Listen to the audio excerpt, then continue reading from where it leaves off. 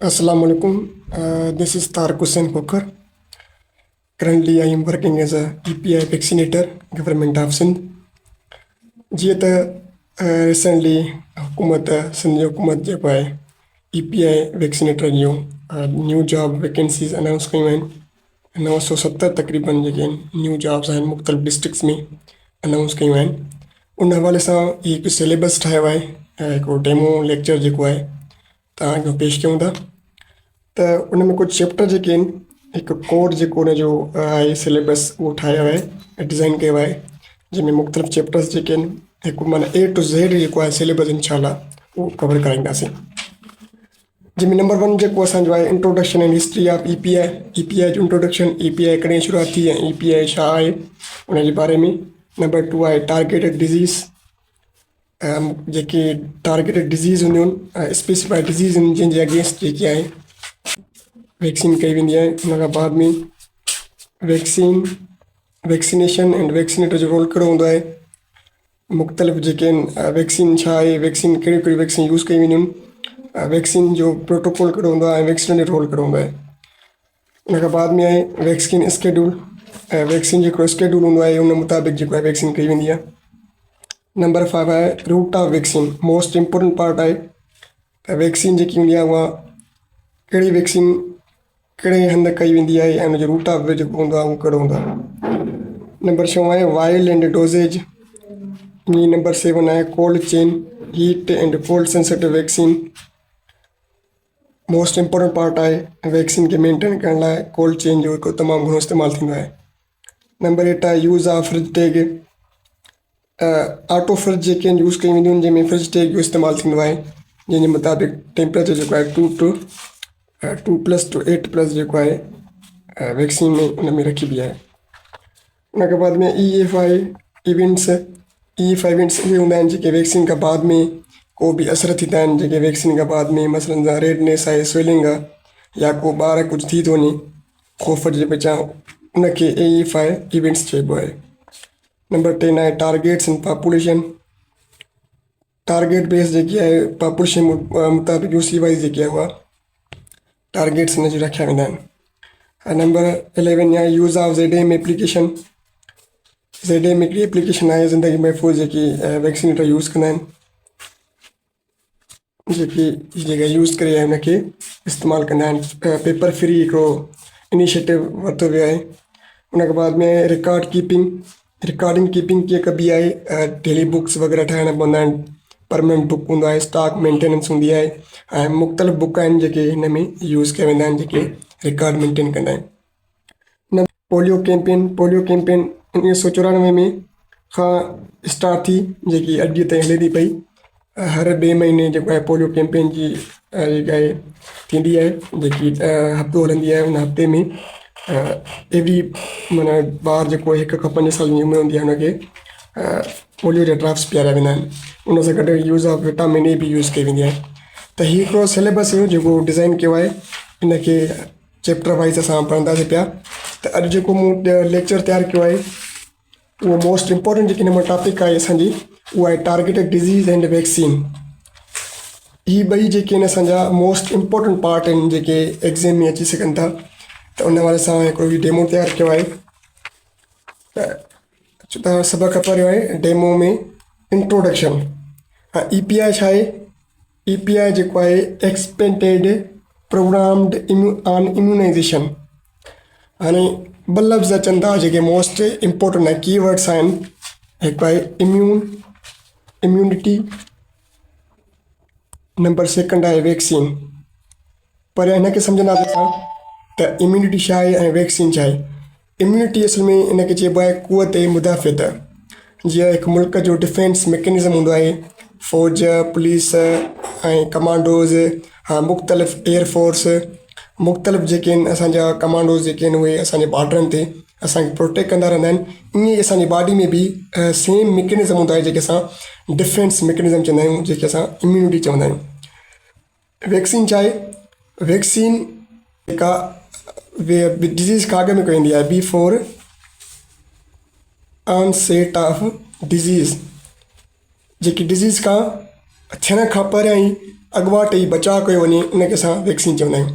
मसलन को बि किथे बि मसइलो वग़ैरह थींदो आहे त परियां उते मोर्चा ठाहिया वेंदा आहिनि, माना अॻुवाट खे ख़बर हूंदी आहे त हिते अॼु हमिलो थियण वारो आहे, त उनजी अलर्टनेस थींदी आहे, त उनखे असां वैक्सीन चवंदा आहियूं।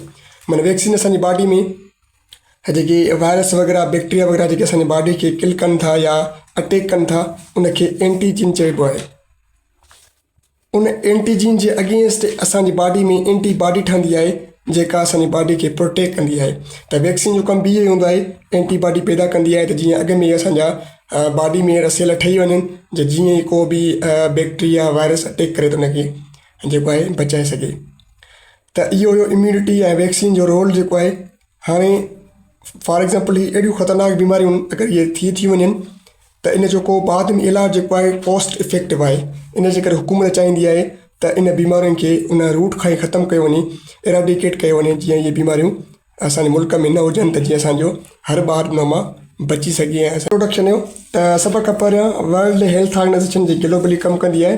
1974 में हिन हिकिड़ो प्रोग्राम लॉन्च कयो, EPRO। 1974 खां पोइ इहे जेके आहे मुख़्तलिफ़ मुल्कनि में इहे प्रोग्राम शुरू कया विया। पाकिस्तान में हीउ जेको प्रोग्राम लॉन्च कयो वियो उहो 1978 में EPR जो प्रोग्राम जेको आहे लॉन्च कयो वियो ऐं मुख़्तलिफ़ मरहलनि में हीउ जेको आहे प्रोग्राम एक्सटेंड थींदो रहियो। हीउ प्रोग्राम एक्सटेंड थींदो रहियो आहे छो त मुख़्तलिफ़ बीमारियुनि खे अगेंस्ट जेको आहे हीउ बीमारियुनि में ईंदो रहियो आहे। हिन जो ऑब्जेक्ट कहिड़ा आहिनि त reduce mortality and morbidity. Mortality ऐं मॉर्बिडिटी छा आहे?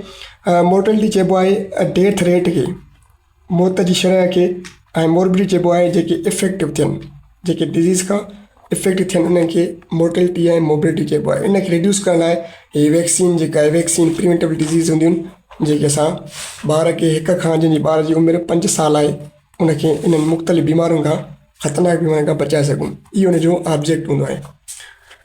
की माइलस्टोन कहिड़ा आहिनि? सभ खां पहिरियों जेकी हीअ कई वई उहा 6 बेसिक डिज़ीज़ जे अगेंस्ट जेकी आहे हीउ प्रोग्राम लॉन्च कयो वियो।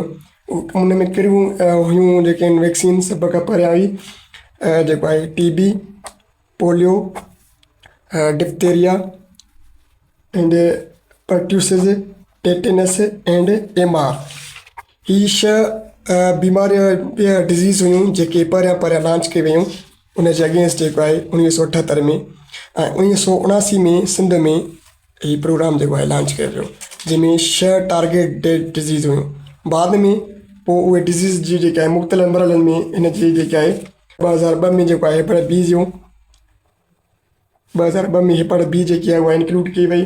वरी 2008 में हीमोफिलस इन्फ्लूएंज़ा जे अगेंस्ट जेके आहे 2008 में हीअ जेके आहे इंक्लूड कई वई वैक्सीन। उन खां बाद में निमोनिया जेकी आहे जेके असां TC गर्दन तोड़ बुखार चवंदा आहियूं उनजी वैक्सीन 2013 में इंक्लूड कई वई। पोइ IPV हूंदी आहे इंजेक्टेड पोलियो वैक्सीन। हिकु हूंदी आहे OPV means oral polio vaccine. Injected polio vaccine जेकी आहे उहा 2016 में हिन में प्रोग्राम में इंक्लूड कई वई। उन खां बाद में TCV टाइफाइड जेके TCV वैक्सीन चवंदा आहियूं उहा 2019 में इंक्लूड कई वई। हाणे जेकी PCV उहा पहिरियां PCV 10 हुई जेके 2013 में इंक्लूड कई। उन खां बाद में 2021 में हिनखे रिवाइज़ कयो वियो ऐं PCV 13 जेकी आहे उनखे इंक्लूड कई वई। हीअ सीरोटाइप हूंदा आहिनि, हीअ स्ट्रेंथ्स हूंदियूं आहिनि, उनजे वेरिएबल हूंदियूं आहिनि, उनजे अगेंस्ट जेकी आहे कई वेंदी आहे। उन खां बाद में HPV जेकी आहे रिसेंटली हाणे 2025 में हीअ लॉन्च कई वई। ह्यूमन पेपिलोमा वायरस जेकी आहे हीअ कई वञे पई वैक्सीन जेकी आहे जंहिंजी गर्ल्स खे ख़ासि करे लॻाई वञे सर्वाइकल कैंसर जे अगेंस्ट, जंहिंजी उमिरि 9 खां 14 साल आई। उन जे अगेंस्ट HPV वैक्सीन जेकी आहे कई पई वञे। त हीअ कुझु बीमारियूं ऐं उन जे अगेंस्ट जेके आहे वैक्सीन जेके आहिनि उहे मुख़्तलिफ़ थींदियूं आहिनि। त इंशाअल्लाह हिनखे असां वधीक अञा डिटेल में पढ़ंदासीं, वैक्सीन जो स्केड्यूल पढ़ंदासीं। त वैक्सीन जेकी आहे मुख़्तलिफ़ नंबरनि में मुख़्तलिफ़ वैक्सीन जेके आहिनि उहे कई वेंदियूं आहिनि। ईअं न आहे त हिक ई वक़्त में हिक ई वैक्सीन 12 ई वैक्सीन हिक ई वक़्त में कई वञनि, पर एज वाइज़ जेको आहे इहे वैक्सीन कई वेंदियूं आहिनि। के ओरल हूंदियूं आहिनि जीअं असांजो जेके आहे OPV ऐं जेके आहे रोटा जेकी वैक्सीन आहे उहा ओरली जेके आहे उहा ॾिनी वेंदी आहे। बाक़ी ॿिए वैक्सीन जेके आहिनि उहे इंजेक्टेड हूंदियूं आहिनि, जेके इंजेक्शन थ्रू जेके लॻाई वेंदियूं आहिनि। त इंजेक्शन जा कहिड़ा टाइप्स हूंदा आहिनि ऐं इंजेक्शन कहिड़ी वैक्सीन में इस्तेमालु कयूं वेंदियूं आहिनि, उहे बि अॻिते असां पढ़ंदासीं ऐं हुनजो स्केड्यूल पढ़ंदासीं, वैक्सीन जा प्रोटोकॉल्स पढ़ंदासीं, हुनजी कोल्ड चेन मेंटेनेंस जेकी आहे उहे पढ़ंदासीं इंशाल्लाह। उनखे वधीक जेको आहे डिटेल में पढ़ंदासीं ऐं ईअं ई जेको आहे तव्हां हिन मुकमल कोर्स करण खां पोइ तव्हां हिकिड़ो 90% जेको आहे कॉन्फिडेंट थी वेंदो टेस्ट जे एल जो। त हीअ हुयूं असांजूं बीमारियूं, डिज़ीज़ ऐं उनजे अगेंस्ट जेके आहिनि असांजी वैक्सीन। हाणे असां थोरो वैक्सीन जे बारे में थोरो अञा डिटेल में पढ़ूं त टीबी जे अगेंस्ट जेकी आहे उहा BCG कई वेंदी आहे, bacillus Calmette Guérin. Calmette Guérin हिकिड़ो साइंटिस्ट जो जंहिं इहा वैक्सीन इजाद कई, जेके नालो बि हुनजो इहो रखियो वियो आहे BCG। उनखां बाद में OPV जेको हाणे चए थो बाय OPV ईंदी आहे, BOPV ईंदी आहे। BOPV जो मतिलबु आहे बाय माना ॿ, ॿी हूंदी आहे ट्राईवेलेंट, हिकु हूंदी आहे बायवेलेंट। बाय मीन्स ॿ ऐं ट्राई मीन्स 3। त इहा OPV जेकी आहे ओरली जेकी आहे ॾिनी वेंदी आहे। ॿी हूंदी आहे पेंटा। हाणे पेंटा जेकी हूंदी आहे उहा 5 बीमारियुनि खे अगेंस्ट जेकी आहे उहा ॾिनी वेंदी आहे, जीअं diphtheria, pertussis, tetanus, hepatitis B and influenza. इन जे अगेंस्ट पेंटा वैक्सीन ॾिनी वेंदी आहे। पेंटा मीन्स 5, मतिलबु 5 जेका डिज़ीज़ जे अगेंस्ट जेका वैक्सीन ॾिनी वञे हुनखे पेंटावेलेंट वैक्सीन चवंदा आहियूं। पेंटा मीन्स 5। निमोनिया जे अगेंस्ट जेकी आहे उहा कहिड़ी ॾिनी वेंदी आहे, PCV वैक्सीन ईंदी आहे। PCV 13 जेकी 2021 में तव्हां ॿुधायो त लॉन्च कई वई, 2021 में इहा ॾिनी वेंदी आहे। माना PCV 13 जेको आहे स्ट्रेन्स उन अगेंस्ट निमोनिया ॾिनी वेंदी आहे। डायरिया जे अगेंस्ट जेकी आहे रोटा वैक्सीन आहे, जेकी हिन जे अगेंस्ट ॾिनी वेंदी आहे। मीज़ल्स रूबेला MR वैक्सीन, हिन जा बि मुख़्तलिफ़ स्केड्यूल हूंदा आहिनि। ऐं टाइफाइड जे अगेंस्ट जेकी आहे उहा PCV ॾिनी वेंदी आहे, जेकी 2019 में लॉन्च कई वई। HPV जेकी हाणे 2025 में लॉन्च कई वई। त हीअ हुन जूं बीमारियूं जे अगेंस्ट वैक्सीन हूंदी आहे। वैक्सीन जा जेके मुख़्तलिफ़ मलनि में मुख़्तलिफ़ प्रोग्राम में हीअ जेके आहे लॉन्च कयूं वयूं। त हीअ लेक्चर तमामु घणो थी वेंदो इंशाल्लाह। वधीक इन ई वैक्सीन जे हवाले सां लेक्चर ठाहींदा रहंदासीं। त उमेदु कयूं था त हीअ जेको आहे लेक्चर डेमो लेक्चर तव्हांखे ज़रूरु पसंदि ईंदो ऐं इंशाल्लाह